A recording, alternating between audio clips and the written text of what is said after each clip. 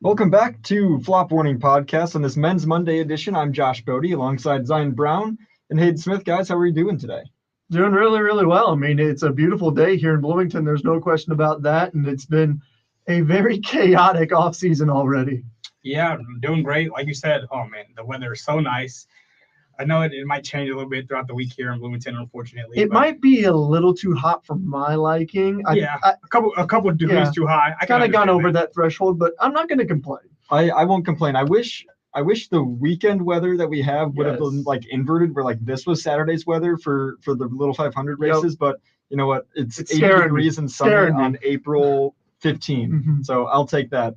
This is the first week in months that we have 0 college basketball games on. So we're going to go through today on this show. We're going to go through some season superlatives, have a little fun with that before talking about what ended up being an absolutely insane coaching carousel at the beginning of the offseason. It looked like it was going to be kind of ho-hum, a lot of mid-major coaches just going up to power jobs.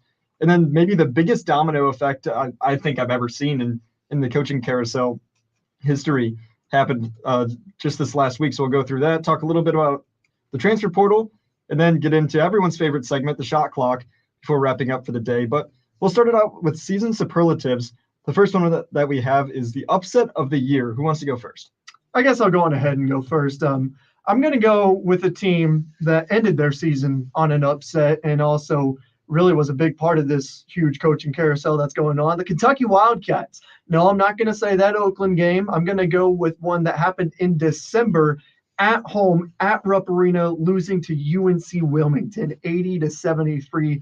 That was just, I remember I tuned in right there at the end of the game, and that was a horrible loss. Especially they had just changed the court at Rupp Arena for like the first time in decades. And then immediately right after they lost that game, they got rid of the court and never played on it again. Wait, they used an alternate court for that game? But it wasn't for that game in specific. Was it supposed to be the court like going forward? Exactly. Because they lost, and it was a really cool looking court. I'm gonna be honest. Yeah, I remember that game. This is the first I am hearing of this court situation. Exactly. Yeah. No. I mean, Rupp Arena. They've had that same court for. I'm pretty sure it's been decades that they've had that court, and it looked good. It had the outline of Kentucky behind the actual UK logo. It looked really nice. Oh, so little. Yeah, they copying IU a little bit there. Yeah, exactly. What the heck is going on? They just want to be Bloomington. But yeah, I mean, looking at the game in particular, it was just a really bad loss for a team that is as good offensively as Kentucky is. They were super inconsistent at times, shot 5 for 17 from 3, and they allowed UNC Wilmington to shoot 11 of 31 from beyond the arc. And yeah, it was just bad juju from the court, I guess. Yeah, I just pulled up the highlights. I don't think I watched like a single clip from this game. That state of Kentucky looks absolutely massive. It looks terrible. I don't know what they were thinking. It's the free throw line. You got to scale that down by like at least 33%. Make it at least a third smaller. I don't know what they did with the court. Did they burn it or whatnot? They probably had a huge bonfire in Lexington. There's probably some athletic department employee probably just has like that court in their backyard now. That'd be awesome. Quick tangent before we kick it over to Zion for his upset of the year. I love like when people redesign their courts and they make the logo like all the way until the 3-point line, and then everyone on Twitter's like, he pulls it from the logo. Like I know Oakland has that at that court because the bare stretches from the 3-point line to the 3-point line. Kent State's like Golden Flash makes it from like the left wing on one hoop to the right wing on the other hoop. If you're shooting from the logo in Simon Scott Assembly Hall, that's a deep one. Because that's a thin logo. You're right. Yeah, it's pretty much 40, I think, right? Probably 40 feet. It's basically a half court. Yeah, exactly. All right, my upset of the year, a little different than yours. Mine is more something that had a magnitude to it. Not as big as an upset on paper as far as, this team is much worse than the other team. But mine was NC State in the ACC championship game, taking the game and beating North Carolina. And I say that because of the fact that they had to win those 5 games in 5 days. You know, obviously I think in the middle of the season, any given Wednesday, the NC State team might have been capable of beating North Carolina, and that wouldn't have made my list. But because they had to do it playing their fifth game in a row, that to me was so impressive that they won that game. Obviously, they made it all the way to the Final Four, but watching that was so fun. And it was like, like I watched them when they beat Virginia a few days earlier, and they needed some luck to do that. In the championship game, however, though, they were just a better team that day. After playing all week, they were just better than North Carolina, and that to me was impressive. DJ Horn had 29 in that one. DJ Burns had 20 and 7 assists, and North Carolina, this really great team, had no answer for a team that it was clearly worsening throughout the regular season. Yeah, and especially looking back on that game, like you said, I mean, the magnitude of it, they had to win that to get to the tournament. And I mean, heck, look at what happened. They went all the way to the Final Four. The NC State run in those 9 games that they played is honestly maybe one of my favorite runs of any team. Is this I've ever watched. Is this one of the greatest runs to the Final Four in history? I think You got to put it up there. Especially I would for think so. how they did it, to be able to fight their way in, win the ACC tournament, and then go all the way to the Final Four. I don't know of a lot of other teams that have done that. Yeah, and they didn't have like a cakewalk to the Final Four either. They did get Oakland in the second round, but then they beat a 2 seed and the 4 seed. And the 4 seed was Duke, their in-state rival, 20 minutes away or whatever it is. So yeah, that was hilarious. And because the thing with that too is that we've seen other teams have to win like their conference tournament to get in and then make a Final Four run. But basically, when you look at it, NC State had to win, hold on, quick math here, 7 straight games against tournament teams, starting with that Virginia game. Then they beat Duke, then North Carolina. Then in the tournament, they had to win the 4 games to get to the Final Four. So they basically had to beat 7 straight really good teams. Even Syracuse wasn't a tournament team, wasn't that close to it, but they're not like just an easy win. Well, and it was essentially in just a month's time, too. Yeah. I mean, I can't believe they were able to do that, fight off all the fatigue. Yeah, I mean, it's different than like Loyola in what was that 2018 when they probably needed to win the Missouri Valley to get into the tournament. They ended up being an 11 seed, which means you would assume they were like right around the cut line. Yeah. But they probably needed to win Missouri Valley. But even still, like a power conference team having to go 5 wins, 5 days to even get into the tournament isn't a crazy run. For my upset of the year, I'm going Chicago State over Northwestern. Now, this was kind of a random game. I think it might have been finals week or like right around it. But Chicago State, I mean, they are probably the worst program in Division I, or at least the worst program that's been in Division I for quite some time, or at least a handful of years. They've been like always the laughing stock, at least the last couple of years. They're actually getting like a little bit better. But anyways, they were 335th in KenPom at the time. They were an independent this season, the only team in Division I college basketball that was an independent. They like stopped playing basketball 4 weeks before the end of the season because they just couldn't schedule anyone. And they beat Northwestern at Welsh Ryan Arena, where Northwestern knocked off Illinois and Purdue, 2 Elite 8 teams, when Northwestern was at full strength with Nicholson and Ty Berry, and Northwestern shot over 40% from 3. I don't know how Chicago State won this game, but they somehow pulled it out. Yeah, I mean, I remember seeing that game and just thinking that was absolutely insane. So clearly it's Chicago State. Chicago's, well, not Big Ten team, but they're the best team in Chicago. That was hilarious to actually watch that. Yeah, I remember, and I want to give props to Northwestern because I remember when they lost that game, I was like, there's no way they're going to, like, that's going to come back to bite them. There's no way they're making the tournament. And they built a resume that was clearly good enough to be in. But, yeah, that was just a crazy result to see, is that you lose to, like you said, an independent team that's been one of the worst programs in the history of D1 college basketball. Not something anyone expected. I think they were actually the first team to be quote unquote eliminated from NCAA tournament contention as well. I'm pretty sure I saw that because they didn't end up playing anybody right there at the end of the season. I would assume that's right. I mean, there was no path to an auto. Well, yeah, so, yeah, you basically have to be an at-large. Yeah, I didn't even think about that. Like, I remember they should have made their case to the committee, like, hey guys, that Northwestern win. I mean, that's got to boost our resume. I remember seeing people talking on Twitter like before the season started, posting like the screenshot of like Chicago State's schedule on KenPom. They're like, hypothetically, if they go undefeated here, would they be an at-large team?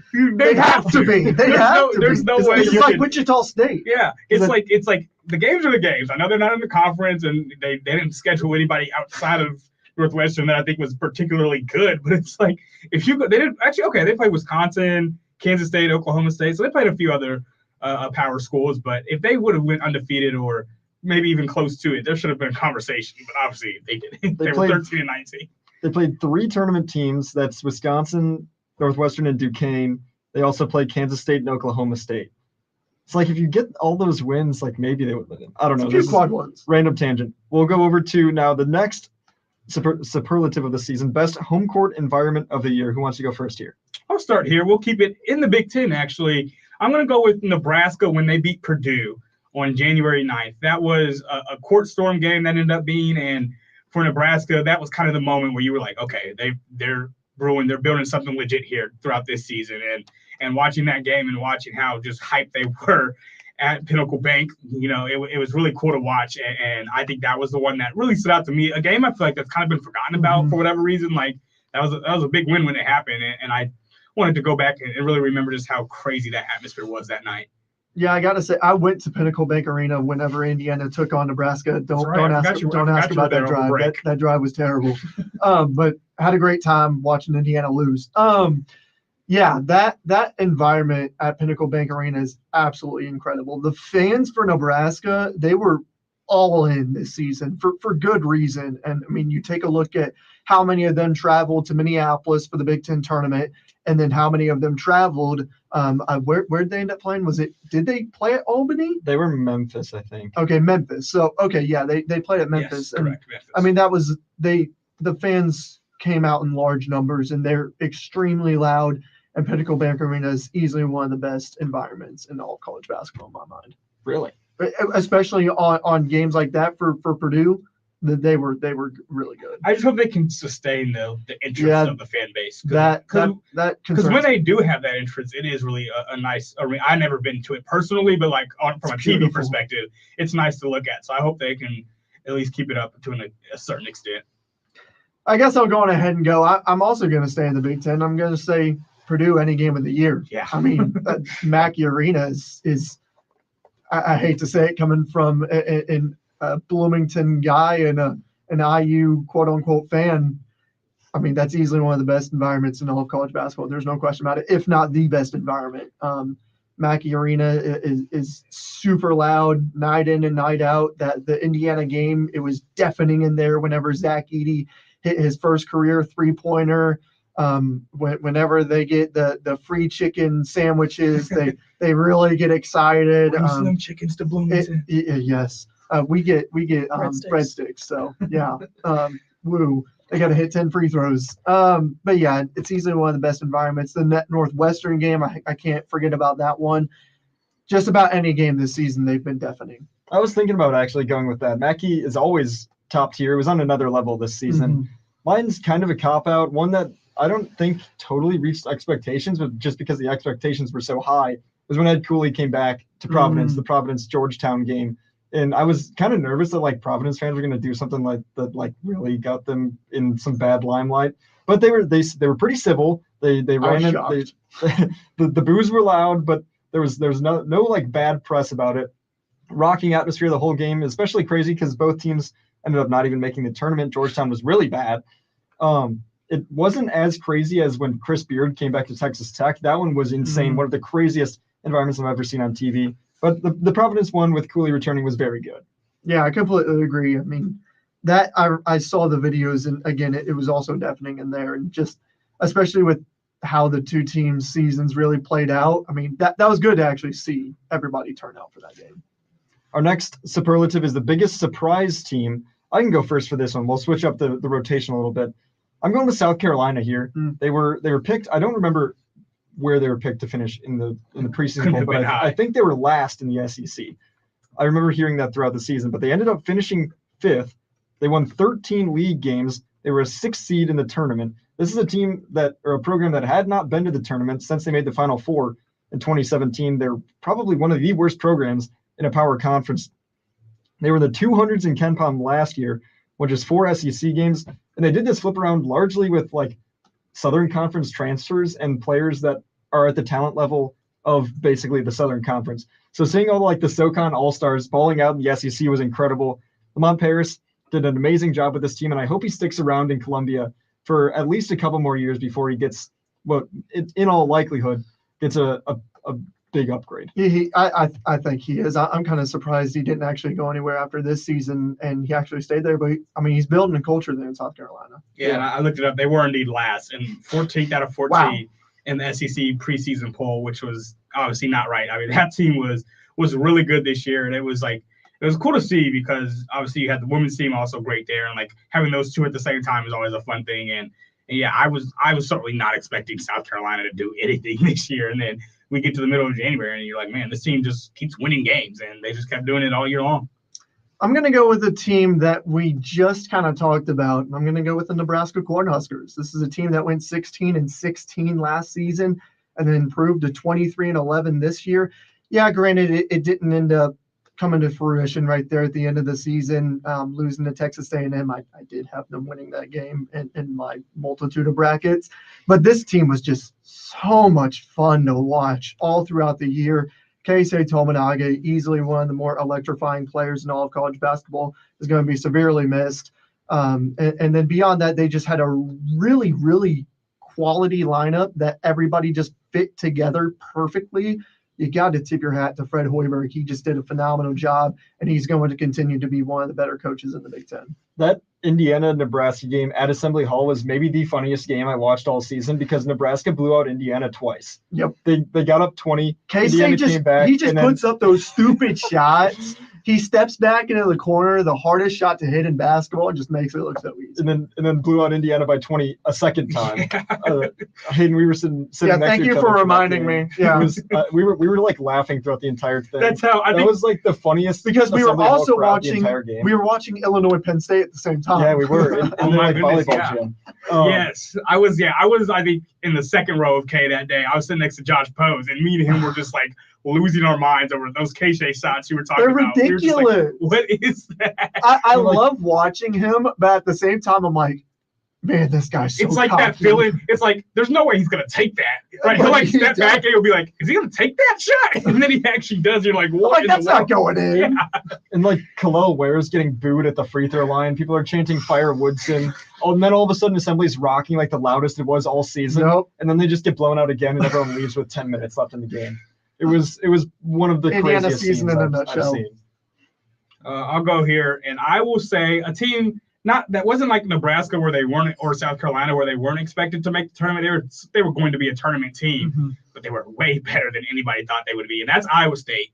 This team is a lot of people that should have been a 1 seed come Selection Sunday. A lot of people thought they should have got that 4th 1 seed that ended up going to North Carolina, but they were 7th in the Big 12 preseason media poll. Ended up 2nd in that conference behind Houston, and then they won against Houston in the Big 12 championship game, won handedly, might I add, in that game. What was scored here? 69-41.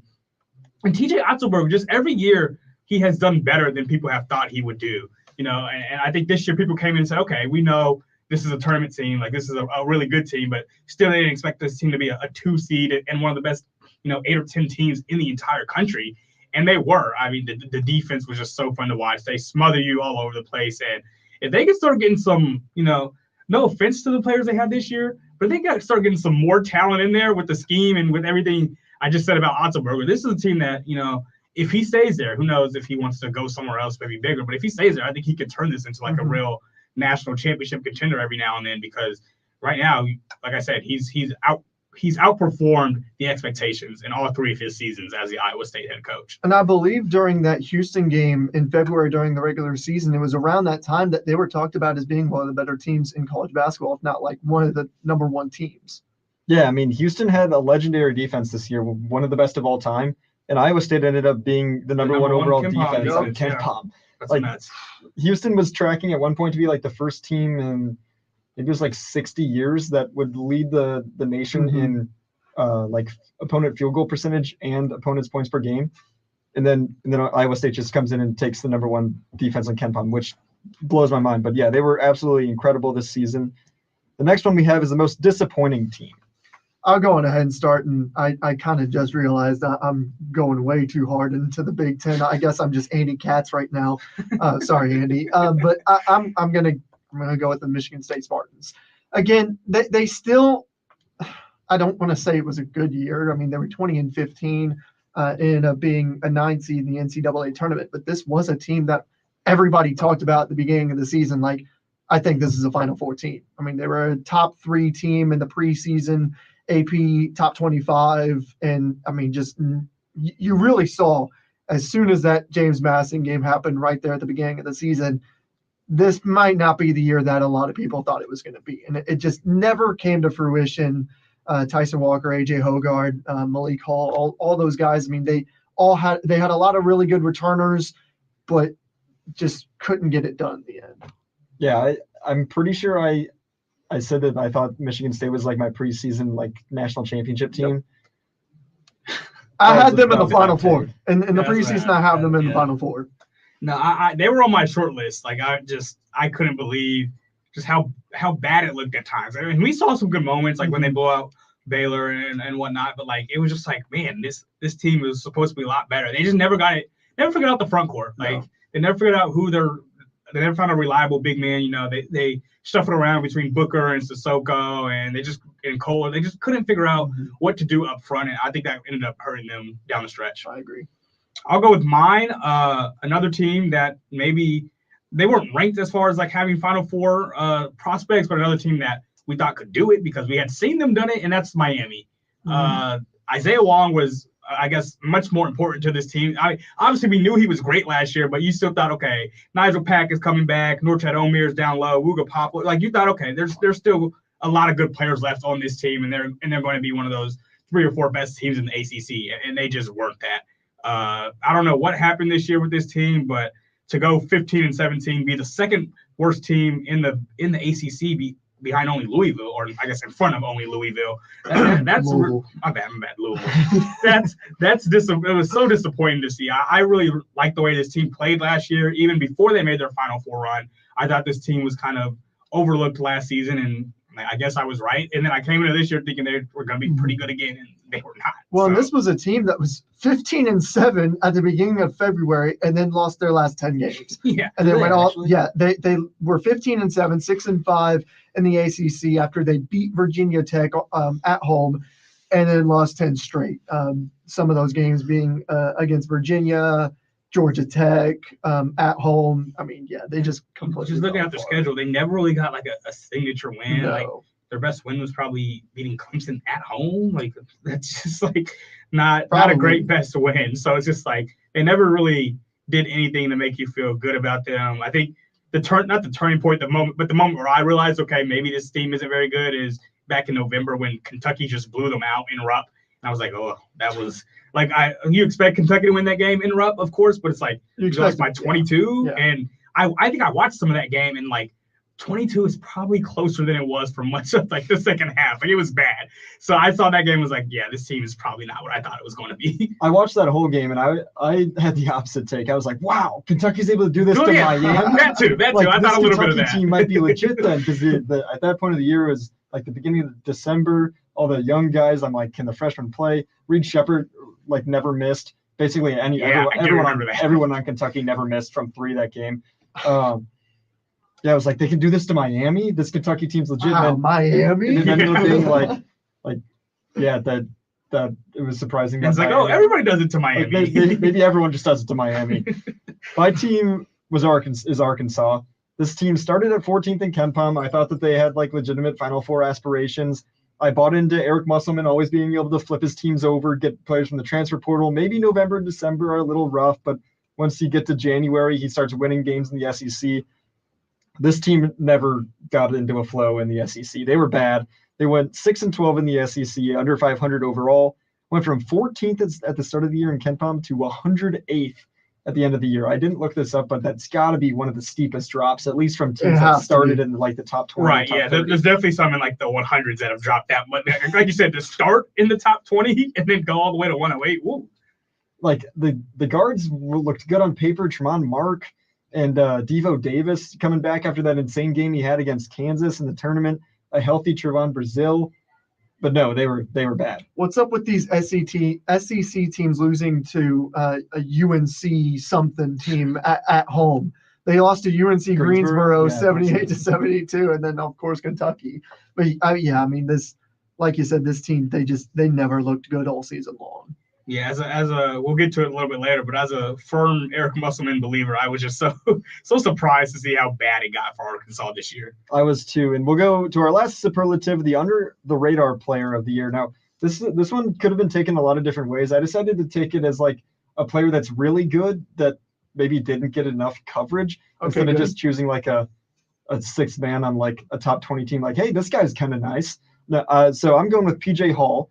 He led Clemson to the Elite Eight, was first team All ACC. I actually saw he was basically like the second best player in the year in the ACC due to like the amount of votes he got in their poll, but it always felt like he and Clemson as a whole never got the coverage they deserved. To be fair, I was sleeping on Clemson.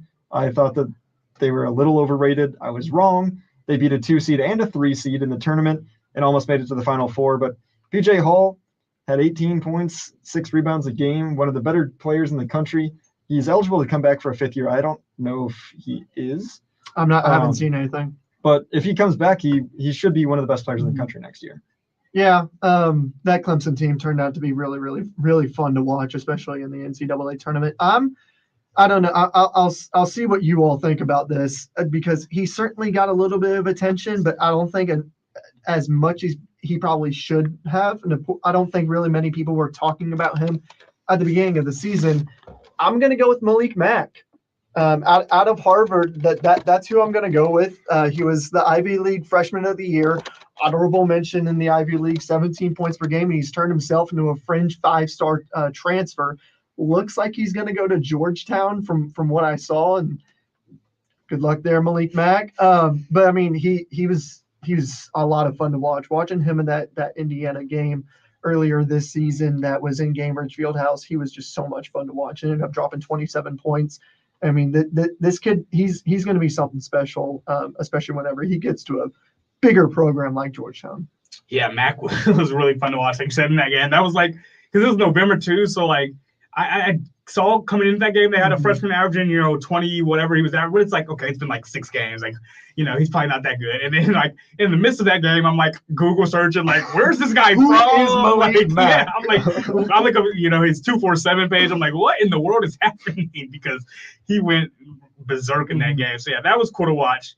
Mine is one of those power guys, and I'll go Cam Jones of Marquette. I just felt like his season was just really under the radar. This is a guy that averaged 17 points a game for this team, shot 41% from 3, made 60% of his 2s. Like, he was just ultra efficient, and he's not a guy that you're going to give the ball to up top and say, go get us a bucket, but coming off the screens, just ready to catch and shoot or ready to catch and attack off the drive.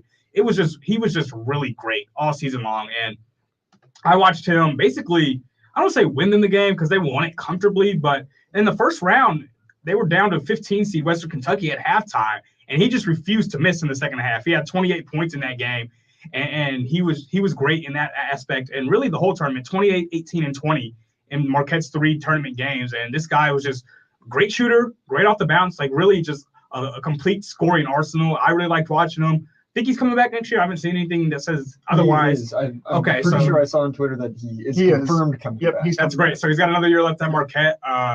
Obviously, he's going to be without Kolek. And is Iguodala for sure gone now? Or does he – I can't remember. Yeah, I haven't seen. It'll definitely be a different team next year. But I think with him, still being able to lead them in scoring, that they can still be a pretty solid team next season. I'd be surprised if Cam Jones isn't Big East preseason player of the year. And that's the thing. He wasn't even on they only have 2 teams, but he wasn't on either all Big East team or the honorable mention list. Yeah, I remember Fanta in the postseason was like, this is absolutely absurd that Cam Jones did not make an all Big East team. Yeah, I didn't realize he wasn't. I actually watched like part of the Big East championship game with our pal Ben Haller, and he was like, can you believe he didn't make the Big East, either Big East all team? And I was like, what? Like, how? When I'm taking a look at just some of the stats that he had game by game throughout the rest of the season, I mean, he caught fire at the end of the year. I mean, ever since February, he was in double digits all the way until that final game against NC State. I mean, he really he caught fire. And yeah, he's going to be a player to certainly watch it. And he was efficient at that. Yeah, like I said, 41% from 3, 60% of your 2s, like, ultra efficient, just putting it in the net every time. He single-handedly kept Marquette in the game at Creighton when Marquette was down Kolek and Iguodala. They were tied with Creighton 35 minutes into the game before Creighton finally pulled away, but that was all Cam Jones just putting the team on his back. He's got that sweet lefty shot too, just fun to watch. All right, so that's it for our season superlatives. Now we'll move on to the coaching carousel. I don't really have a specific outline for us here. I think we can just talk about some stuff. So we want to do it. We want to go by the timeline of you talked about the kind of domino effect. Yeah. I'll start with the domino effect, and then we'll just rapid fire some takes out here. So SMU fires their coach, Rob Lanier, I think. Andy Enfield goes to SMU. I'm like, that's a little odd, but I guess SMU's in the ACC now. And he was probably feeling the heat of like, I don't know if I've got much time left here I guess at so. USC. So I'm like, okay, that's a little odd. I'm like, I wonder who USC will go from here. And then all of a sudden, there's Musselman rumors to USC. I'm like, what? So then Musselman's gone. He goes to USC. Now Arkansas is open. I'm like, oh man, I wonder who's going to go to Arkansas. I don't know if they can get a big name. John Calipari, maybe. I'm like, what? John Calipari leaves, goes to Arkansas, and then Kentucky. After a couple days of searching, they get Mark Pope. So now BYU's open. Not really sure who's going to go there. Maybe not the biggest job necessarily. I feel like it's a tough job to fill, just in general, but like late in the process when you have to, not only you're picking, third or fourth options at this point maybe, but you also have to find a coach that fits the religious kind of guidelines there at BYU. That's going to be kind of tough to like put someone in that spot. Definitely. So there's the domino effect. I guess I'll just start us off by saying I'm absolutely baffled that John Calipari left for Arkansas. And he said like it was his dream job to go to Arkansas. And I know No. He said UK was his dream job, I thought. No, he ended up saying that like He he's wanted to go to Arkansas for a while. Now I know that he's got friends with the Tyson chicken family, which is just out of left field.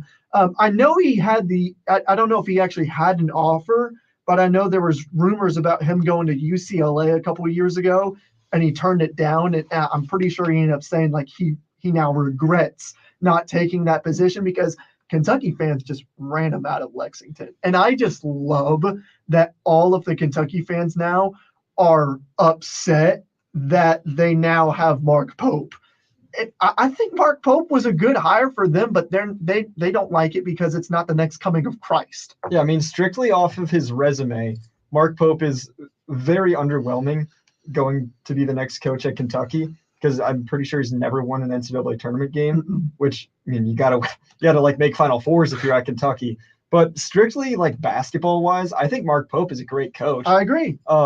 I mean, a lot of this I'm judging based off of the Rick Pitino video I watched, him telling everyone that Mark Pope is outstanding. So I'm like, sure, I trust Rick Pitino, which I'm getting myself on another tangent. I trust his good question. coaching, I trust Rick Pitino's basketball mind. There we go. I'll leave it there. I almost got myself into some trouble. Thank you, Hayden. Yeah. What was I going to say? Oh, I was kind of hoping Kentucky was going to reach out to Pitino. Me too. I really thought it was going to be a done deal. He was going to go back, but at the same, I don't know if he would have been at St. John's for like a couple more years already, and then John Calipari would have left. I think he would have gone. See, I think I don't know. From what I saw, they basically didn't reach out at all. No, they didn't. I think he would have gone if they had, or that he would have heavily considered it, even if they had reached out after only 1 year at St. John's. He loves I thought that it was a place. done deal. He loves that. And State. He loves that He place. was very successful. He's obviously. never not been successful. That's He's true. been a lot of other things as we hinted at there, but he has never not won wherever he's gone in college at the college ranks. Louisville fans fuming right now. But no, I'm kind of with you guys where it's like there's two things. I do think Mark Pope's a really good coach. I watched BYU play a decent amount of times this year, and I was like, man, I love this offense. They had and forgive me, I don't remember anybody's name right now, but they had those. The big man. Yeah, they had two of them. They had one that was Khalifa. a great shooter and a great passer, and then they had the other. Khalifa was the other one who they would just put in the post and say go to work. And so just watching the way they kind of played off each other was really nice. However, if I'm a Kentucky fan and I was sitting there like pushing a coach out of town because I'm like, okay, we can get almost anybody we want, and then I end up with Mark Pope, I'm like, I guess. Like, To be fair, it looked like, especially from his introductory press conference yesterday, Rupp Arena was packed. It was sold For out. Mark Pope. Every seat was full. Packed. I mean, again, I think he is a good fit, but Kentucky fans just they thought they could get somebody better. The entrance was electric too. That was awesome. I saw the entrance. I'm like, oh shoot. yeah, Like, brought out that I obviously whole, don't like 96 Kentucky, team. Yeah. but I'm like, that was cool. There was a shot that somebody from WDRB got, and it's Mark Pope talking at the stand, and then they've got the banner up there at the top lit up, and that was a great shot. All right. So we talked Mark Pope. Any last thoughts on Calipari to Arkansas? Is he still going to be able to like get mega recruits to go to Arkansas? It's John Calipari. I think he will. I think so, I too. think he's really going to prove that it's real. It's his name that's drawing a lot of people. Obviously, Kentucky's Kentucky, and they're going to get plenty of big time recruits. But obviously, I think a lot of the Kentucky guys are going to follow him to Arkansas. I don't know if anybody has. Bradshaw just went to Ohio State, so I maybe he's not saw gonna have the that. same draw. That kind of blew me away. I mean, I will say it's been decades at this point, but I mean, we've seen John Calipari get great recruits to go to Memphis and UMass Yeah, without NIL. Exactly. Like I think he'll get maybe big some bag money. without what was legally. We're towing the line here. No, but you Are get we going to be the main brought point up there. among a jury of our peers? But we've seen him get guys to go to schools that are smaller and have less resources than Arkansas. Once again, it's been 15 years since he was at Memphis and over 2 decades, I think, at this point, since he was at UMass. But we've seen him do it there. I don't think he'll struggle with that at Arkansas. All I'm going to say is Arkansas-Kentucky game back at Lexington. That's going to be incredible to look at. Yeah, it will be. Are they going to boo him? Yes. Yes, they're going to boo him. I They just- will. They will. I They've just been don't get it. waiting. I'm not a Kentucky No, fan. I get that. I don't have these high expectations when I watch college basketball. But, like, I cannot fathom that a coach won a national championship for you and you boo him when he comes back. I can't- think they are. I think they've just been waiting to do it. Yeah. I mean, tensions have just been boiling over in Lexington for quite some time now. Like, and, granted, I'm somebody that thought it should have been done. Like, Yeah. when they lost to Oakland, I was like, okay, It was they've time. done all they can do here. But I don't think that justifies, like, oh, you have to boo him when he comes back. He won. It's like a marriage He won that a has been national bad for the championship. entire time. Went to what, 4 Final Fours, I believe, 3 or 4. I think 4. Yeah, and had an undefeated regular season. Like, he did way too much great there for you to boo just because of the way these last 3 or 4 years have gone. Do we want to talk at all about Musselman to USC or any of the other guys? I think it's interesting. I mean, once again, I'm a big Eric Musselman guy, and obviously USC going from the Big Ten, they've got to feel like I think by far the luckiest of all these parties here involved. Like, no offense to Andy Enfield, I think that is such a huge upgrade to go from Enfield to Musselman. Like, I think so too. I just actually think it's in they've got terms of- so much better because Andy Enfield didn't want to stick around. In terms of upgrades on the domino effect, I think you're right. Actually, USC is probably the biggest winner here. Yeah, no, I agree. In all honesty, I completely forgot Musselman went to USC. That There's so much because of happening. everything that has happened, that just completely flew over my head. Again, Musselman, he's been successful in Arkansas. Obviously, this year just wasn't what it has been. But I think it's a good fit, and I'll be really excited to see him play in the Big Ten. Dusty Made in Michigan. Should we talk about that real quick? Just because he was like, everyone on Indiana Twitter was like, he's our next coach. Yeah, that I love Dusty May, and that also I didn't think that was. I thought he was going to be a lock to go to Louisville, and a lot of people at Louisville thought he was going to be a lock. They'd already set up a press conference and everything at the KFC Yum Center, and he just kind of right at the last second decided he was going to go to Michigan. I think the Wolverines are in really, really good hands, and I think this is a team that's going to be one of the better teams in the Big Ten in the next 4 years. I think it's a really strong fit. I feel like Dusty May is somebody that realizes that, at least not right now. Who's to say if the IU job opened? That's a whole different thing because he, obviously went here. But like, I think he's somebody that going from FAU, he didn't immediately want to go to a place like Louisville where you are the biggest deal in town. Yes. And he and that basketball team are never going to be bigger than the Michigan football team. And I think for him, that was honestly a draw, like as far as just wanting to say, okay, let's just slow down a little. It's a big jump to make from FAU to anywhere in Power 5. So to go to a place where not all the eyeballs are consistently on you like they would have been had he gone to Louisville or if he maybe goes to IU one day, right? Like, I think that's the thing for him where I think it's a smart move and a good fit. I think he'll do well. I will. It's a program too that like their fan base like doesn't care about as much as they should. They've won a national championship. They've been to 2 national championships in the last 10 years. They basically only care when that The team last, is like, 12 years. when that team is great. Like even when they're good, they're like, okay, it's still football town, still football campus, but they only care when they're like great. Yeah, one thing I will say, I'm going to backtrack a little bit here about the Louisville job.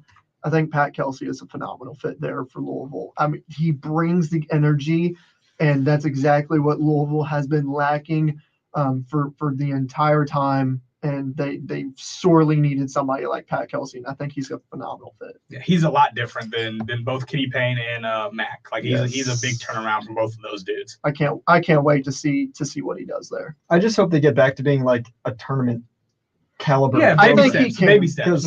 Because like a brand like Louisville being like the worst team in Power Conference basketball is kind of weird, just crazy and weird. And I don't really know anything about the Louisville fan base, but I like the logo. I like seeing the logo and play March Madness games. See, they have gone back to the old logo here as of recent of the Cardinal, like dunking the basketball. A lot of people there in Louisville love the logo. I don't like it. And that's a very hot take back in Louisville, but I like the original Cardinal bird right there in the center court. But yeah, I mean, the fan base, obviously it's been very, very rough the last couple of years, and the KFC Yum Center has just been absolutely empty. When you take a look at the Kentucky-Louisville game earlier, I believe that was in December. Yeah, it was in December, and I mean, it was more Kentucky fans than anything. That hurt to look at, especially with how good Louisville has been in the past. But yeah, I think moving forward, they've got a really good direction. Yeah, and one more quick thing, that's like what's killing the ACC right now too, is that like big brands like Syracuse and Louisville that are normally really good are just bad right now. And that's what the ACC needs, is for those programs to get back up so that the whole conference can get back up. I remember when those teams first joined the ACC and even Notre Dame in there too. Like, they're not a big brand, but they were just really good at the time. Like, it was like that conference was great those first 3 or 4 years because of how good all those teams were. Yeah. And now it's not at all.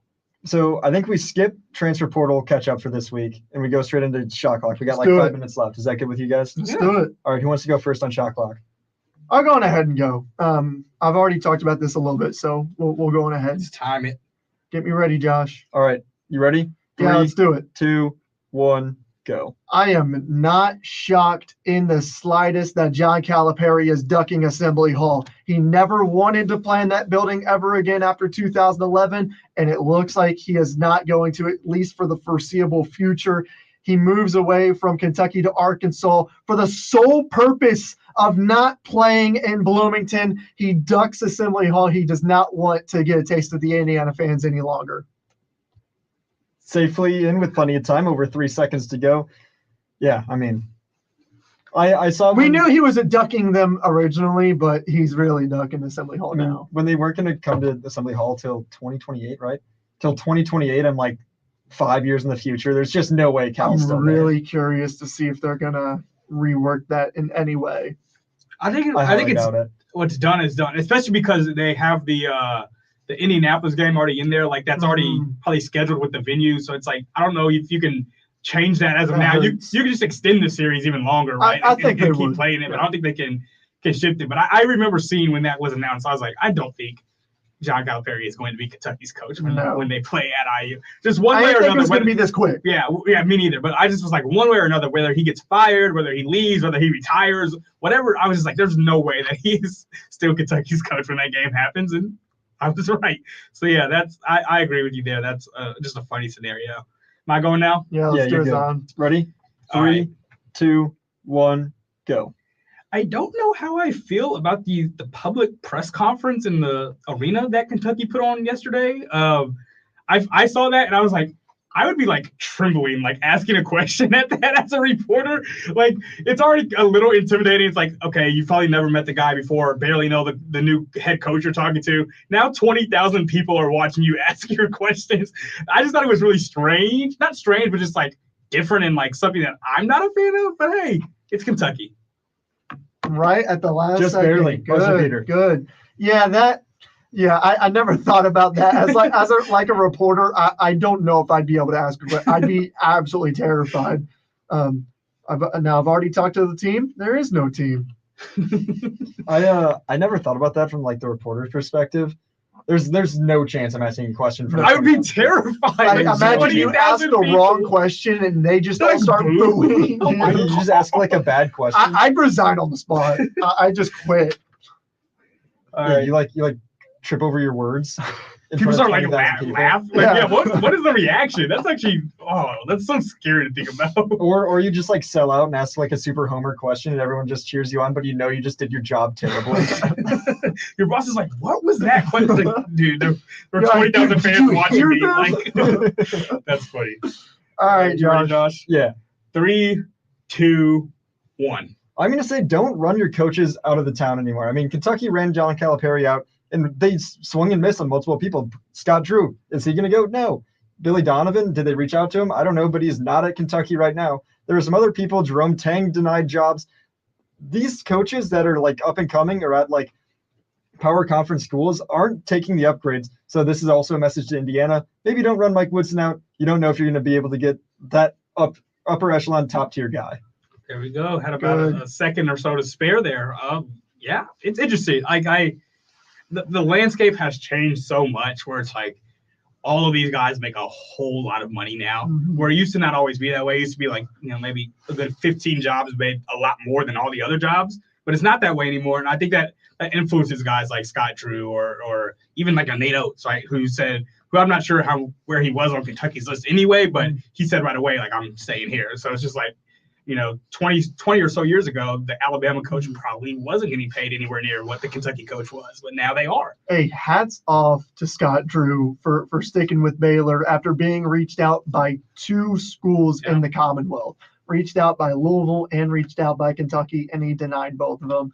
That's awesome to see a coach actually want to stay there at Baylor. Granted, it's not like Baylor's like obviously a terrible job. I mean, that's still an incredible job for him there in Waco. I think he's going to continue to do phenomenal things there. But yeah, I completely agree. It's just, I don't know. It's really weird. It's exactly what happened with Tom Crean whenever he was pushed out of Indiana, and a lot of Indiana fans would now say that was a mistake. Definitely. Any closing thoughts out of you guys? It's going to be a crazy next couple weeks. There's no question about it. Yeah, we're still waiting for like that BYU job to fill, and then the transfer portal is going to do its thing. The great thing about the portal, or maybe great's not the word, but the interesting thing is that like players still have all this runway to leave whenever that. Like I remember Hunter Dickinson went into the portal like really late last year, right? Like this time last year, I don't think his name was actually in the portal. It took another few weeks, so you never know who's going to add into it and shift everything in the college basketball landscape. Definitely. Well, that's going to do it for today's episode of Flop Morning Podcast. Stay tuned for Wednesday's women's episode, and we will catch you guys next week.